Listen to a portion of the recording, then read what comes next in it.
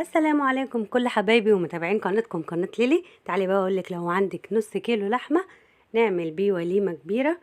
بصوا، هنعمل بقى طريقة جميلة للحمة.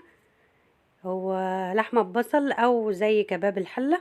تعالوا بقى نشوف الطريقة، ولأول مرة يشوفني يشترك في القناة ويفعل الجرس، وما تنسوش تعملوا لايك للفيديو. يلا بينا نبدأ. بصوا بقى يا حبايبي، الطريقة مفيش اسهل من كده خالص. بنجيب اللحمة بتاعتنا وبنقطعها مكعبات زي ما انتوا شايفين كده، وبنجهزها. وبعد كده بروح على النار وبسخن الحلة بتاعتي، بسخنها جامد قوي، واحط فيها نقطتين زيت كده زي ما انتم شايفين. وبعد كده بنزل باللحمة بتاعتي، بس لازم تكون سخنت كويس. زي ما قلت لكم يا حبايبي، لازم الحلة بتاعتي تكون سخنت كويس جدا. وبعد كده بنزل عليها باللحمة، وهبدأ اشوح اللحمة بتاعتي.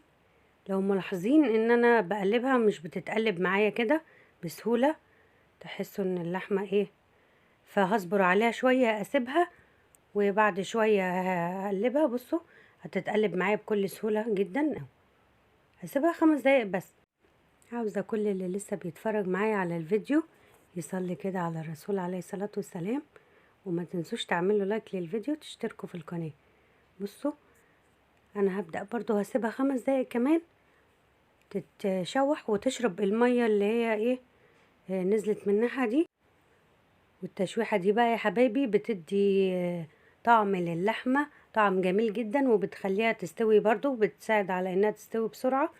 عندي هنا 4 بصلات كده، ضربتهم في الكبة. اللي عاوزة تقطعهم البصل يبقى تقطيعته كبيرة شوية، براحتها اللي هي عايزاه. بس احنا بنحبها ايه، البصل يكون صغير كده، كل واحد حسب ذوقه واللي هو بيحبه. ونزلت بالبصل، وتقلبي البصل كده مع اللحمة كويس.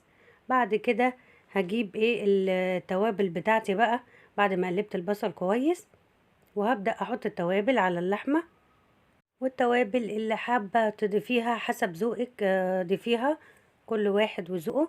هنا حطيت نص معلقة بابريكا، وحطيت كركم برضو نص معلقة، ونص معلقة فلفل، وزودت برضو في الفلفل تاني علشان دوت بيديها ريحة جميلة وطعم جميل. وهبدأ بقى احط الملح بتاعي، وما تخافيش حطيت حبة شطة برضو صغيرين علشان اللي بيحبها بتحرق وسبايسي يحط شطة، واللي مش عاوز براحته. حطيت هنا الملح، ما تخافيش حطي الملح برضو، ما تقوليش مش هتستوي والكلام ده، فالملح برضو بيديها طعم. وما تخافيش برضو بتستوي، ما فيش الكلام اللي يقولك حطي الملح في الاخر والكلام ده كله يا حبايبي. هبدأ بقى اقلب التوابل دي كلها مع اللحمة، وهسيبها شوية تشرب من التوابل اللي انا حطيتها دي. بعد كده ما خدت ريحة وطعم التوابل اللي انا حطيتها، هديها تقليبة صغيرة كده. وبعد كده هنزل بمية سخنة.